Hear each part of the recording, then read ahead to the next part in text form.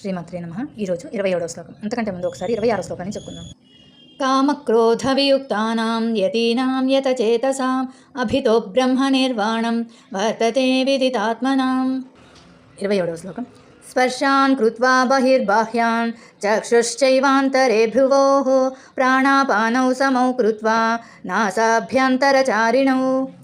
స్పర్శాన్ కృత్వా ఇంద్రియ విషయాలు దూరం చేసి, బహిర్బాహ్యాన్ బాహ్యమైన వాటిని, చక్షుశ్చైవాంతరే చూపును కనుబొమ్మల మధ్యలలో నిలిపి, భ్రువోహో అంటే మధ్యలో నిలిపి అనేసి, ప్రాణాపానవ్ లోపలికి వెళ్ళే బయటికి వచ్చే శ్వాసల్ని, ప్రాణపానవ్ లోపలికి వెళ్ళే బయటికి వచ్చే శ్వాసల్ని, సమౌకృత్వ సమంగా చేసి, నాసాభ్యంతరచారిణం ముక్కు ద్వారా సంచరించే శ్వాసలను అనేసి, అంటే బాహ్య ఇంద్రియ విషయాల నుండి మనస్సును ఉపసంహరించుకొని చూపును కనుబొమ్మల మధ్య నిలిపి ముక్కు ద్వారా లోపలికి బయటకు వెళ్ళే శ్వాసను సమంగా ఉంచి ధ్యానంలో స్థిరంగా ఉండాలి అనేసి, స్థిరపడాలి అనేసి ఈ శ్లోకం యొక్క అర్థం. శ్లోకాన్ని ఇంకొకసారి చెప్పుకుందాం.